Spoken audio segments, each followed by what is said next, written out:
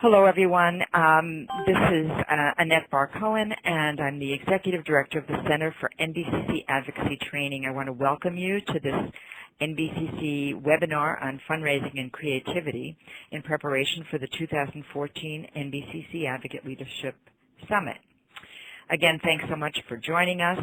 Today's webinar will provide the nuts and bolts of how to set up your fundraising pages for the summit and answer your questions about the ins and outs of that process. But this webinar will also bring together an element that is not always associated with fundraising, and that is creativity.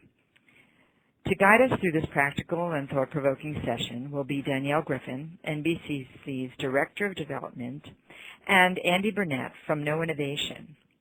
But before I introduce our speakers and turn the webcast over to them, I'd like to briefly go over some format and logistical details. We have two presenters tonight, as I mentioned, who will each speak for about 15 or 20 minutes. We'll then have the remaining half hour for questions, answers, and discussion. Tonight's webcast is being recorded. Both the presentation and the following discussion will be archived and made available on the NBCC website. Your phone has been automatically muted for tonight's webcast to minimize background noise for tonight's recording.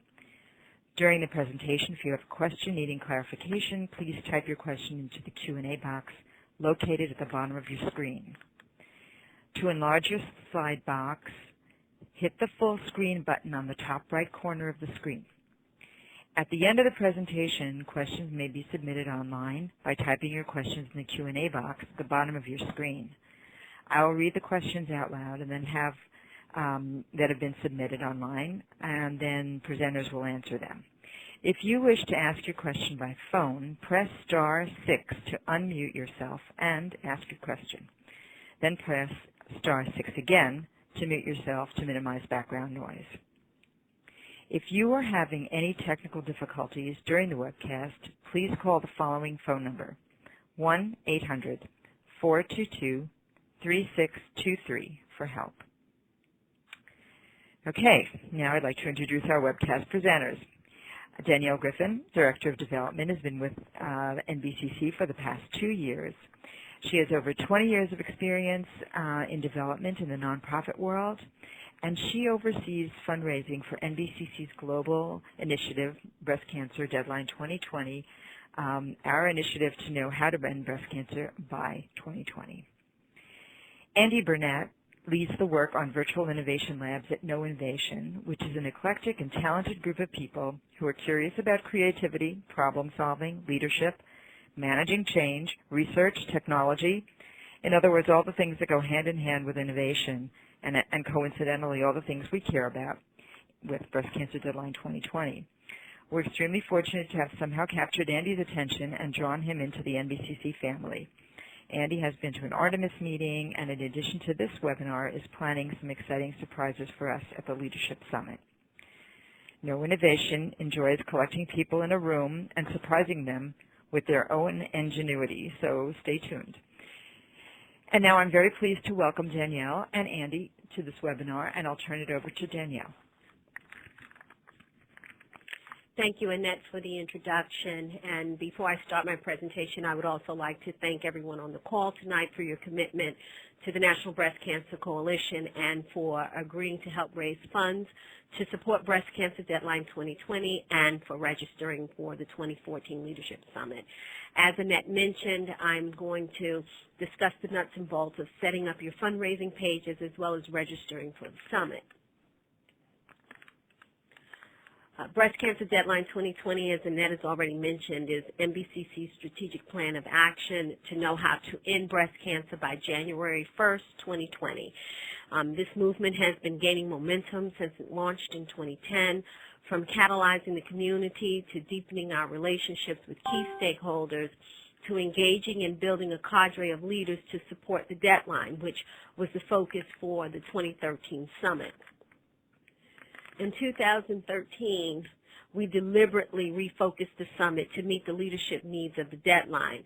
And our goal was to build a cadre of leaders who would expand our reach in terms of increasing the number of people who are aware of the deadline, to build a cadre of leaders who would develop individual action plans that would then strengthen the state action plans that were developed at the 2012 summit, and then a cadre of leaders who would also help raise money to support the initiatives of Breast Cancer Deadline 2020. And we had some really great results in 2013. Approximately 150 advocates registered and set up pages, and of the 150 that registered, 125 attended, and many surpassed their goals. The evaluations from the summit were extremely positive. The advocates really liked the smaller, more intimate conference, and in 2014 we are building on what worked in 2013. In addition, we are also responding to comments to find ways to include more people. So we're adding advocacy and action as part of the leadership conference, and it begins on the Monday after the lunch, and then it continues through lobby day. Now to talk about registering for the conference and to set up your web page. The first thing you need to do is go to the MBCC website, which is www.breastcancerdeadline2020.org. Once you get to our website, you need to click Get Involved, and you'll see where you'll click Get Involved. And when you click Get Involved, what you will see is the screen that you see in front of you. Once you get to that screen, what you will do next is click Register Now.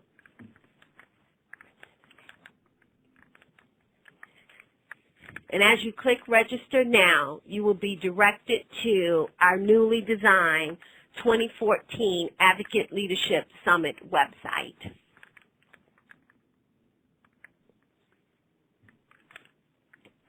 And as you can see from this website, you will be able to get all of the information you will need about the summit from one place. But for tonight's discussion, we are focused on the registration button.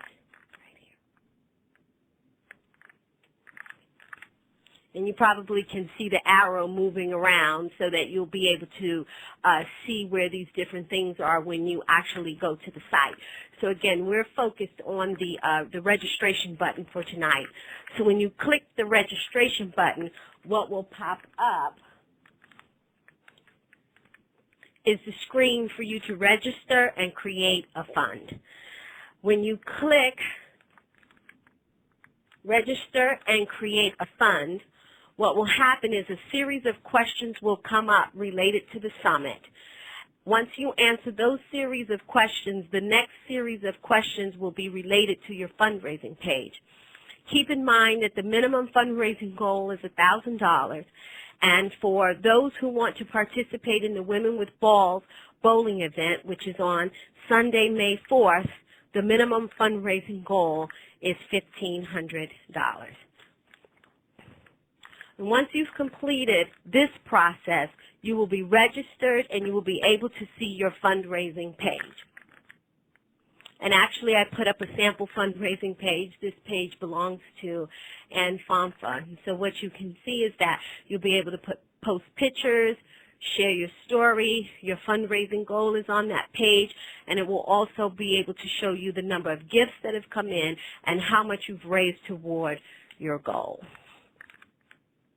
Now, once you've completed this process, you will receive an email that will provide you with your username and your password. You will need this information because each time you want to access your Action Center, you will need to be able to use your username and password. So again, you will have to click Manage Your Fund, and hopefully you can see the arrows on the screen. So when you click Manage Your Fund, this is where you will go to be able to manage the different sections of your page. And in the Manage Your Fund, you will be able to see your fundraising page. You'll be able to make changes to your page. If you want to send emails to your supporters, you'll be able to do that from the Action Center.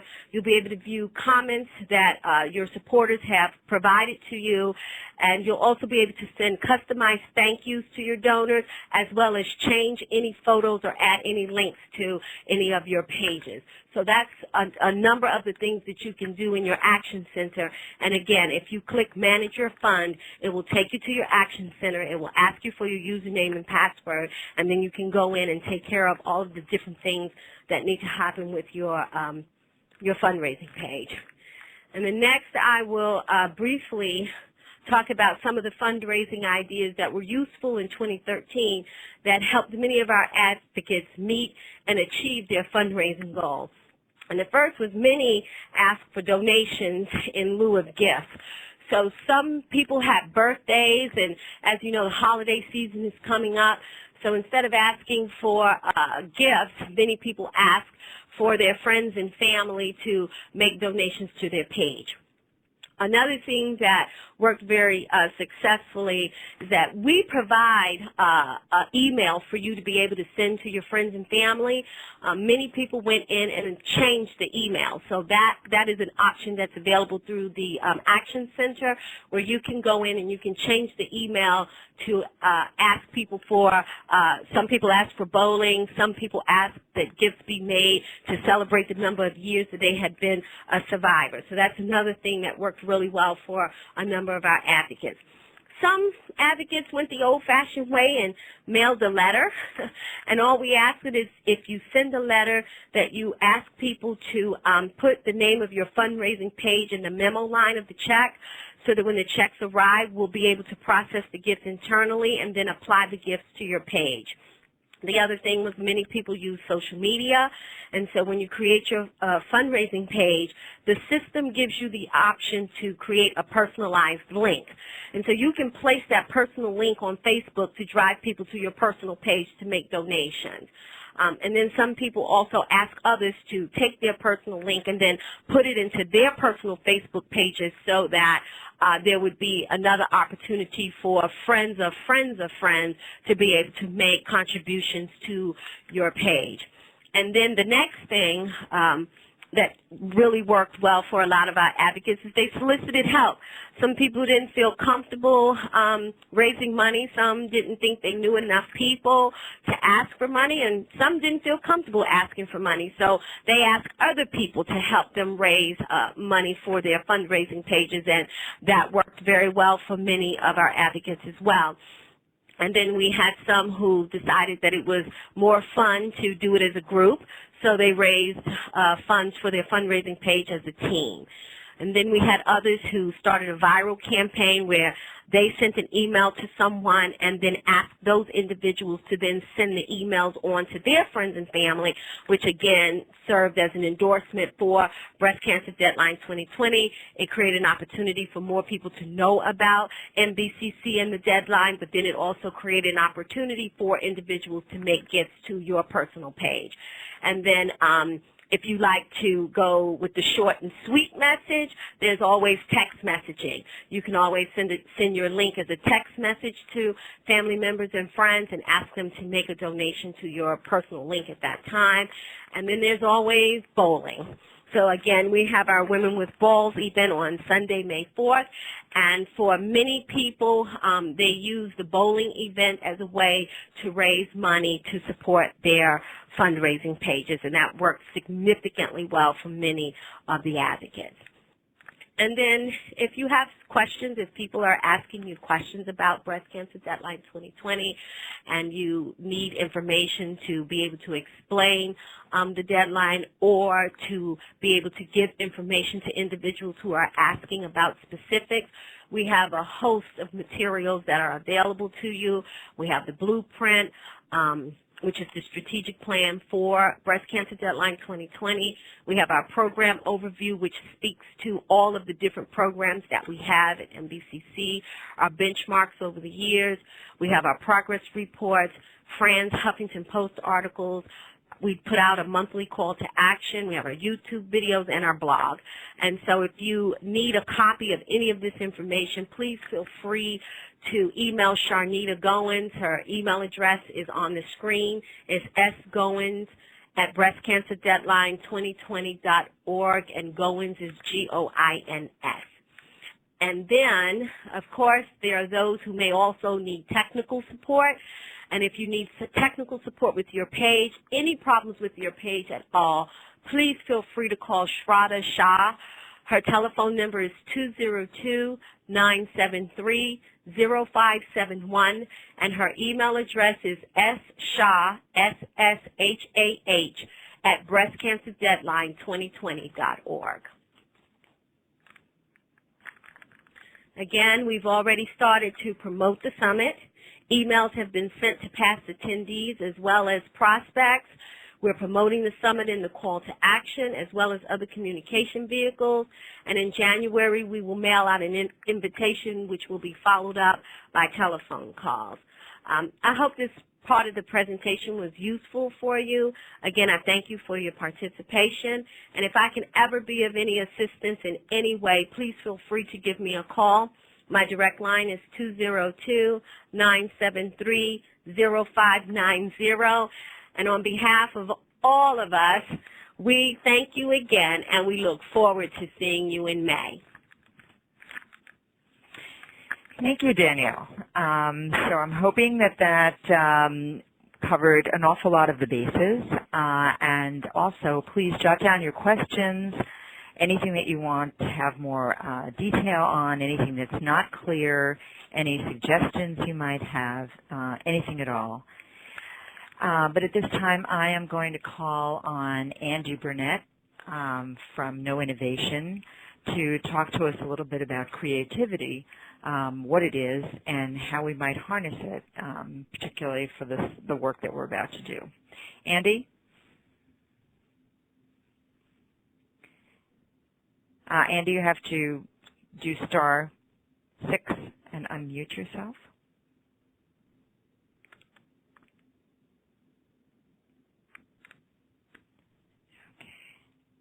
Before somebody else speaks, this is Beth Emery. Well, that sounds hopeful.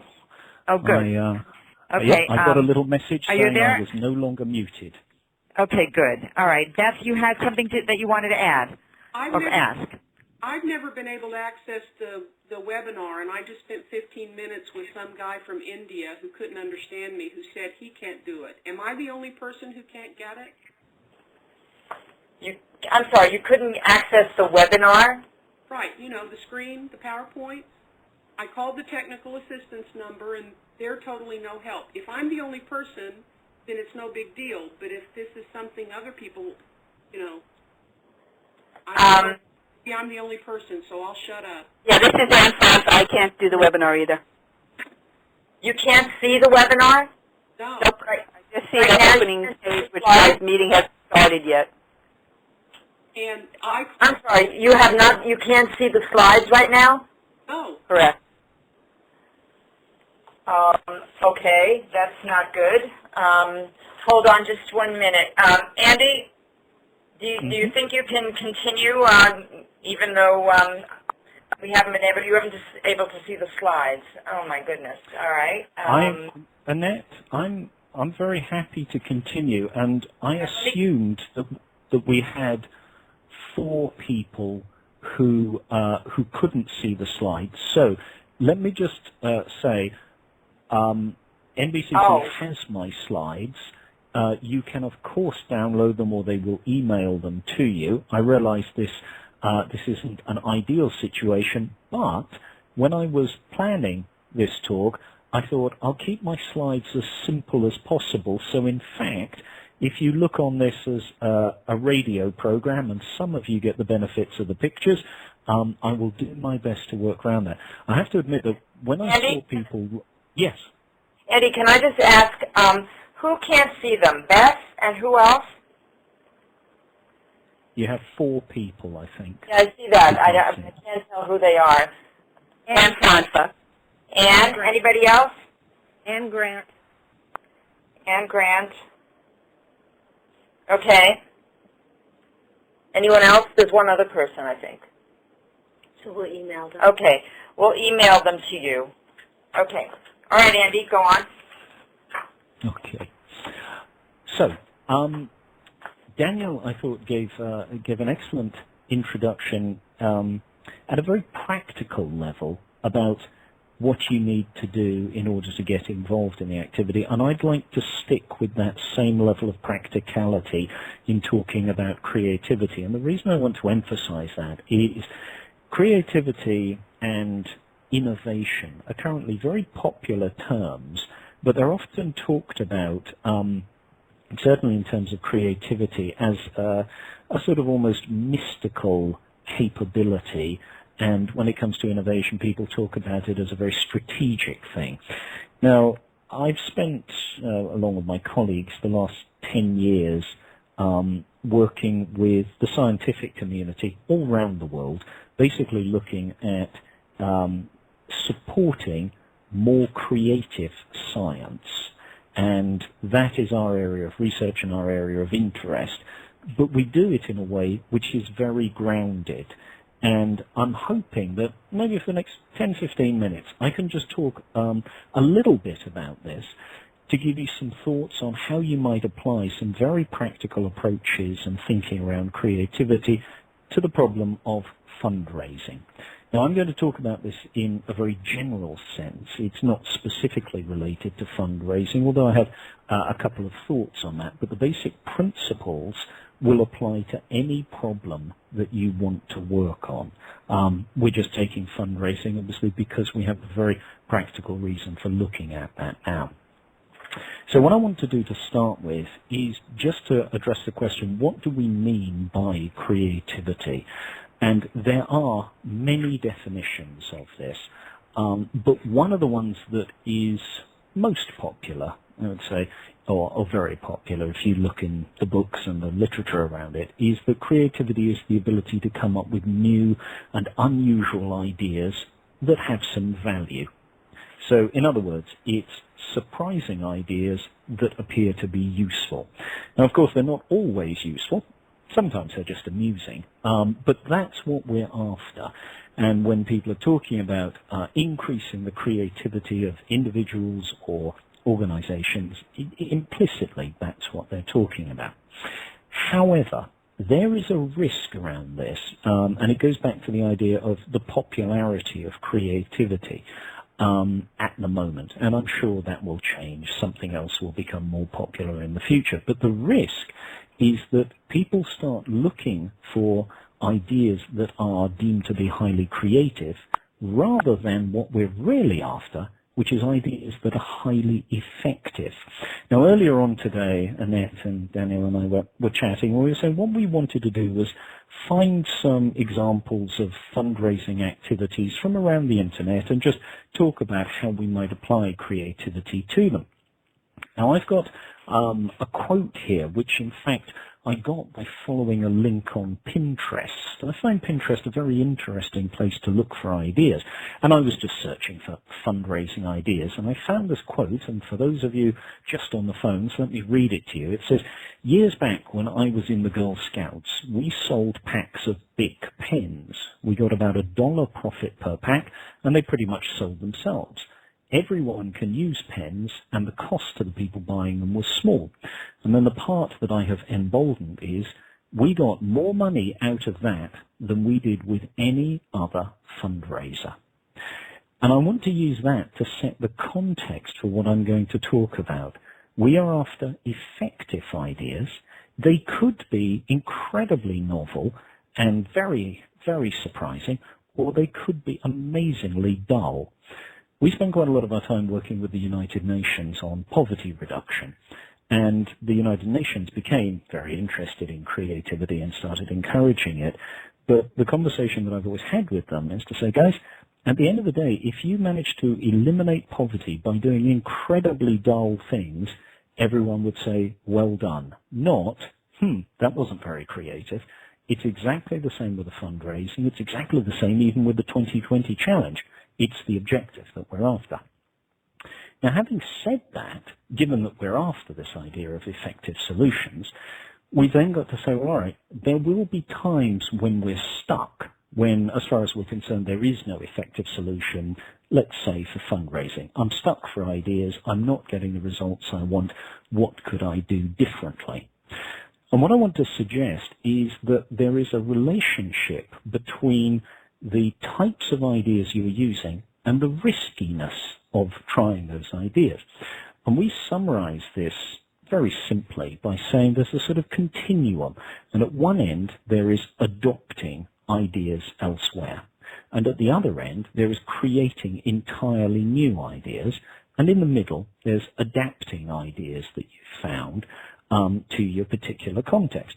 And we find this quite a helpful framework because when you're faced with a problem, and given that we all have limited time and limited resources, the first question we can always ask ourselves is there a solution out there that is good enough that we could just adopt it and use it? And I've pulled out a few examples of things that I found on the internet, which I thought, oh, actually these might be interesting fundraising ideas that might work perfectly well. If those ideas, for whatever reason, are not going to be appropriate in themselves, perhaps we can adapt them. And if for some reason we can't adapt them and we can't find any other ideas, then we have to create from scratch. But each time we move from adopt to adapt to create, we're also increasing the risk because we don't know whether the ideas will work. We do know because we can examine whether the ones that we're adopting work, but when we're creating brand new, we don't. And with risk can come great rewards, but we also recognize time is tight for doing your fundraising. So we want to consider how we're going to manage the risk whilst still developing excellent ideas against the criteria that we may identify. So what I did, just to illustrate this, was I went off and did some quick Google searching, and I found one link which was encouragingly titled 101 Fundraising Ideas. When you get the slide pack, when it's emailed to you, I've put the source on it, although it's only one of bazillions of links that I found, but I can guarantee indeed there were 101 links, so truth in advertising.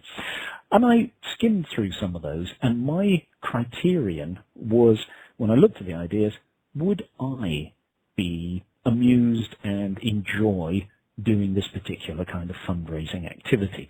So on my next slide, and I will describe each one of these to the people on the phones, I pulled out a few that I thought these might be good examples of ideas that could be adopted or adapted, and which we might have a fighting chance of actually saying, yes, I think this will hit our fundraising goals. So I pulled out a few different examples here. One which caught my eye to start with was job swap auctions. And the description around it says everyone thinks they can do someone else's job better. Why not do it and sell the right to do this? Now, the reason that this caught my eye was there is a company that was started a couple of years ago which has a really interesting premise. They charge you to go and work for free for a different organization. Now, this is not just the sort of out-of-college internships.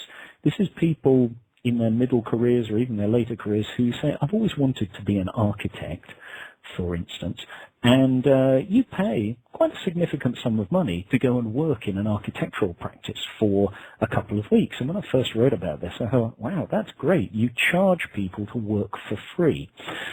So those sorts of ideas ponder around, and you think, I wonder if within my community, and likewise within your communities, there are people who have interesting careers, interesting to a wide enough group, who would be prepared to have someone shadow them or swap with them and these sorts of things. So you could see how you could take an idea which you could either adopt directly or you could adapt it. There may be ways that we could tweak the idea to make it even more appropriate for the objectives for NBCC.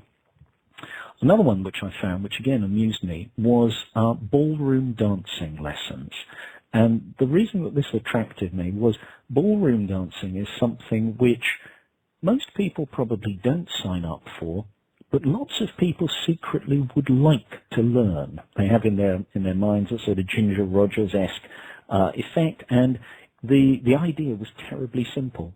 Find someone who is a ballroom dancing teacher and get them to agree to give free lessons to support X or subsidized lessons. And again, these things aren't particularly difficult, but you could also adapt it. Are there other things that people would really like to learn? And the other adaptation which came to mind was, of course, cooking skills, particular types of cookies. So again, the process we're going through here is we take the problem we're working on. We do some internet searching using terribly simple approaches. We look for ideas that appeal to us, and we then consider, can we adapt and adopt them? There's one other here which amused me, but also I thought, yes, actually, I would quite happily pay for this, or certainly buy it in a raffle, which was photo scanning or document scanning. Lots of people now have very capable printers which will scan documents, but it's always a little bit of a pain to do it. And so you could see a situation where you may already have access to the equipment to allow you to scan people's photographs, documents, things like that. There may, of course, be legal issues there, and that's where the adaptation comes into it. You may say, actually, I don't want to get involved in that part. But this was the basis of half an hour searching and just considering, would these be interesting things to explore? So I've mentioned a couple of times here the idea that we would find something. If it was a perfect fit, we can just adopt it. Great, we need an action plan for it. If it isn't, then it's about adapting it. And for that, it almost always involves thinking about how we're going to get round some of the problems that are inherent. For instance, the legal ones on scanning, let's say. So what I want to do is just cover 3 very basic rules which, if you can apply them, even to a limited extent, can really amplify your creativity and make the whole process a pleasure rather than something to be concerned about. Now, these rules represent a summary of what the creativity research has identified over the last 50 or 60 years about the core barriers and accelerators for people's creativity. It's only talking about it at a personal level. There are other issues as you get into team-based activities, but if you can think about these and remember to put them into practice a little bit, it will make a big difference. The first of the core skills is about learning to notice and delay your judgment. So it's possible, as I went through some of those ideas that I found, that you may have come up with reasons why they're not workable. And this is a hugely useful skill. Being able to spot problems with ideas is what helps keep us alive. So I'm not asking you in any way to get rid of that. But it's also the case that there are lots of ideas, in fact almost all new ideas, have clearly identifiable flaws. And what we notice is if we allow our judgment to operate too quickly and too strongly, it really hampers our ability to explore interesting ideas. And sometimes you just need to stay with an idea for a little bit longer to say, oh, actually, no, we could get around that. Or it'll work 80% of the time, and that's good enough. Now, what we've found is one of the most powerful ways to notice and to let go of your judgment is actually to pay attention to other people's conversations. It's a sort of strange truth that if you can pay attention to when other people are, for instance, judging your ideas, or they are judging each other's ideas and you happen to be a sort of sideline observer, noticing how they do that will gradually strengthen your ability to notice when you do it too. And I'm not just talking about conversations that you have with people. There's a much deeper problem, which is how quickly you will judge an idea in your own mind. So the first suggestion that we make is notice when you're judging ideas and just relax for a little while. Now, when we say about letting go and delaying your judgment, we're not in any way suggesting that that means agreeing to an idea. You are simply choosing to delay so that you can explore it. The second of the core skills is to recognize that when we think, there are 2 distinct modes. which are often called divergence and convergence, but it's also called generating and focusing. So there is, if you consider you're planning what you want to have for dinner tomorrow night, there is a moment where you are considering options, and then ultimately you have to make a decision. So from the options you select something. What we notice, and this is tied very closely to the use of your judgment, is frequently people generate ideas and immediately evaluate them.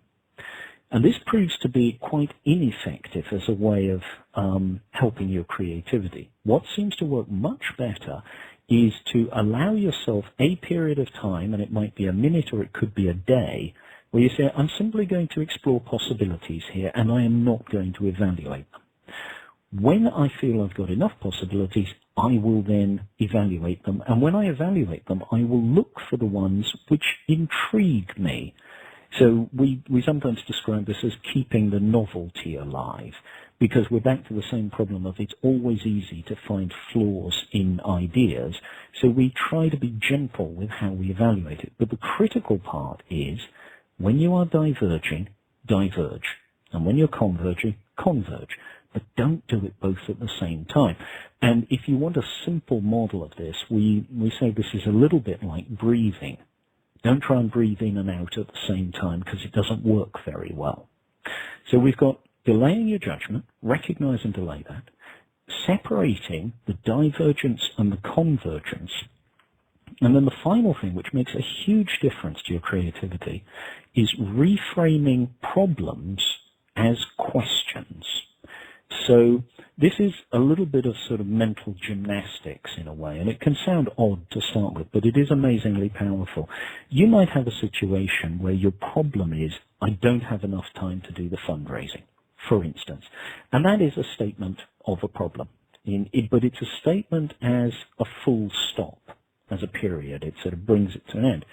So we encourage people to say, okay, you have a difficulty here. There's an obstacle. But if we were to state that as one or more questions, it might actually be much more productive. So I don't have enough time to do the fundraising can also become, quite simply, how might I get more time to do the fundraising? How might I encourage people to help me do this? How might I need less time to do the fundraising? How may I be more efficient in the way I'm working elsewhere? Now, I'm just offering these purely as examples of reframing problems as questions, but it is astonishing how powerful it can be. If you want to practice this, and you happen to have access to small children, they can be amazingly helpful as this. So when they say, I don't want to go to sleep, and you can practice reframing as, so what you're telling me is you'd really like to find a more comfortable way of sleeping. Now, they will tell you very quickly, no, that's not what I mean, I want to stay up. But it gives you ample opportunity to practice reframing these problems. So what we're saying is, ultimately what we're after is effective solutions. We've got a range of solutions to choose from, varying from ones we can adopt immediately, through ones that we adapt, through ones that we have to create from scratch, because nobody can do this. And it wouldn't be surprising if you have to do something between adaptation and creation in terms of how to use, for instance, social media really effectively. And the reason that I say that is we're all learning how to do this really effectively, and I discover new things about it every day. So there's probably a range of ideas that you come up with, but the core idea here is we want to be consciously managing our risk to get the most effective solutions. And in order to help us adapt where we need to and create if necessary, we need to think about delaying our judgment, separating divergence and convergence, and reframing problems as questions. Now, there's one other thing that I want to mention briefly, and time permitting, I'll do more of this actually at the conference, and that is that you have a personal cognitive style when it comes to problem solving. And the reason that I'm mentioning this is you may have experienced in your life, for instance, that when it comes to generating new ideas, you might find you struggle with that or are less interested in that but you get very excited about implementing them, for instance, or perfecting them, or answering the question, are we really answering the correct question? Now, I've put up here a slide which says, which talks about 4 stages of problem solving. It's a summary, but it's not an unreasonable one. And it talks about clarification, ideation, development, and implementation. And what we've now learned is that each of us have a definite and a stable problem-solving preference. And you can identify it normally in youngsters from about the age of 14, 15 onwards. It becomes relatively stable at that point. The important point about this is this preference says nothing about your capability, but it does say that you may put more energy into the parts that you enjoy than the other parts. And the huge opportunity here is to work with people who are energized by other parts of the problem-solving process. Now, there's an interesting gotcha here, which is it is much easier to work with people who share or have a high overlap with you in terms of your problem-solving style. But there is a real risk there because, of course, it's a bit like all working on a team where everyone looks to the left, not to the right. You've opened up a big blind side on this. So I would encourage you to think about what your preferences are in terms of what gives you energy when it comes to solving problems, and to see if there are other people that you can at the very least bounce your ideas off or look to for ideas when you say, this is the problem I'm working on the understanding you don't have to accept them, you don't have to convince them, but you can take advantage of the fact that they're bringing a different point of view which can help to strengthen your ideas. Now, at that point, for those of you who can't see, my slide says questions with a friendly sort of question mark on the end of it. That's as much as I want to say just in terms of a formal presentation, but I am delighted to answer any questions, as will Danielle, about, well, more or less anything, I'd say. Okay, thank you so much, Andy. This is your chance, everybody out there, to ask Andy anything about everything, so or everything about anything. So I don't see any questions coming up yet. I did have a couple comments that said, this is so much fun. So thank you, Andy. And does anybody have any questions at all? Yeah. Write them in, or you can do star 6 and unmute yourself.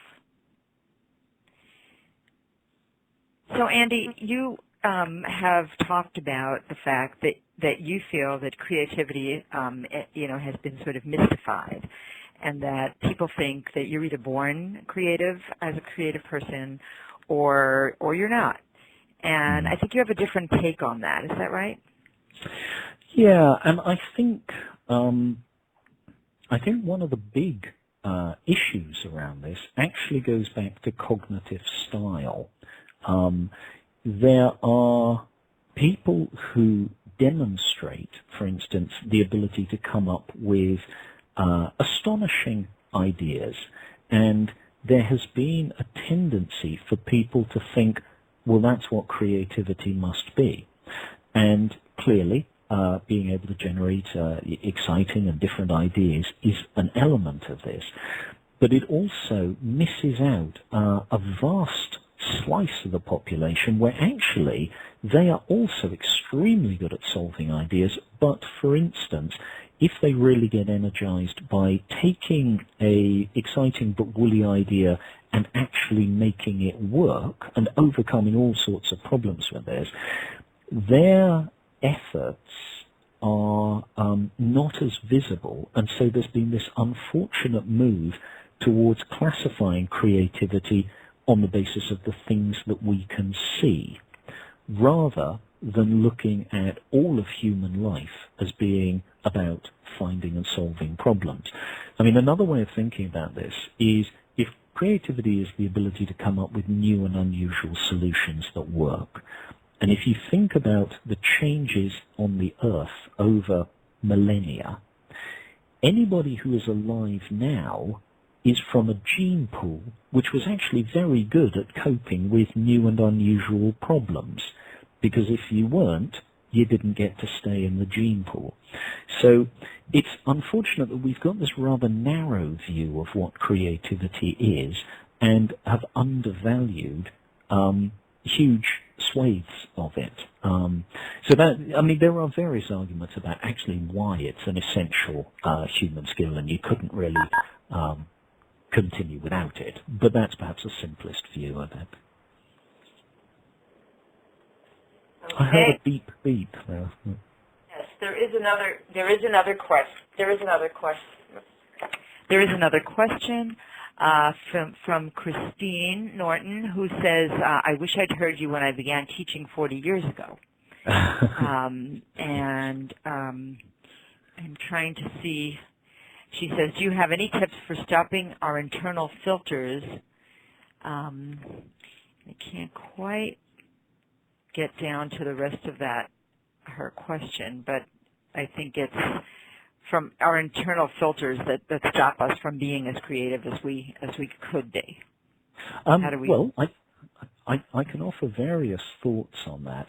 The first one is that awareness is absolutely essential as a first step, and it's not really very difficult, but that doesn't mean that you're going to be able to do it quickly. As you become aware of your judgment, it's a little bit like, I don't know, if you were somebody who bit your nails a lot and did it habitually and weren't even aware of it, the first step is to actually notice it and you can gradually change the behavior. In the same way, we need to become aware of when we're judging our ideas, and this is why we strongly suggest becoming aware of when other people judge ideas, because you can do that without feeling self-conscious and gradually go, oh, all right, maybe I'm doing that too. And I can guarantee, I've been teaching creativity now for, getting on for 30 years. I still judge my ideas. I still judge other people's ideas. So it's not something that you ever achieve perfection at, but you do get better at it, and you do become more aware. And often I can judge an idea and go, oh, actually I'm just going to backtrack on that for a moment. So awareness is the first step. The other thing, some years ago I was teaching an executive management team on this, and there was a guy there who was involved in a lot of quite difficult union negotiation. It was with a postal service in another country. And he was a man of strong opinions, but he recognized that, and he also recognized the value of considering alternatives. And so he developed this technique, which has always amused me and stuck with me. He would take a bottle of water into meetings with him, and every time somebody said something which made him want to shout, he'd drink from the water bottle to give himself a few seconds to consider and calm down. Now, okay, at the time this made me laugh, but it also made me realize that he was developing a counter habit, and that it was working for him. Some people need to go for a walk, some people need to do alternative strategies, but the first step is to become aware of what you judge, and there are many, many areas of your life where actually you don't have any huge emotional investment in it, and you'll find it's easy to not judge ideas. And then there'll be some areas where you really do feel quite strongly about it. Those are the areas that you gradually need to work up to and say, could I let go of my judgment around this topic on the understanding I'm not agreeing to anything? And gradually, I found people take about 3 months to really get that awareness, and more importantly, to work out whether this is a useful thing for them to do or not. I'm suggesting it is, but I never ask anyone to take my word for it. I'm just encouraging people to experiment. Okay, thank you. Are there any other questions? Anybody want to unmute themselves, star 6, and ask a question?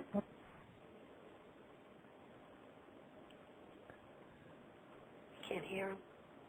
Is someone trying? Okay. Andy, are you able to give us even a hint of what we might expect at the summit? Well, there are various things that I think we could do. One of the things that we've done is we've developed an online course which teaches the basics of creativity in the way it sort of extends what I've been talking about here. We would be delighted to make that available to everyone who is thinking about coming, because anything that we can do to enhance your creativity is just hugely beneficial.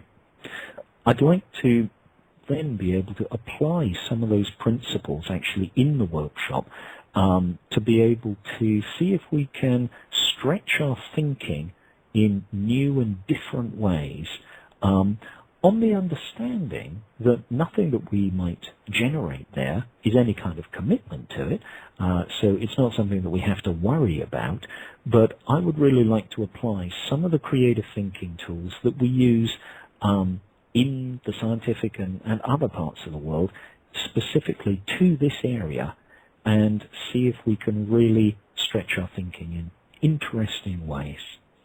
Mm-hmm. Yeah, that sounds great. That sounds wonderful. All right. Well, I thank you very much, both Danielle and Andy, for helping us with this webinar, and thank you all for joining us. And if there are more questions that people have afterwards, you can all email me, abarcohen@breastcancerdeadline2020.org. Thanks so much, everybody, and good night. Good night. Good night. Good night.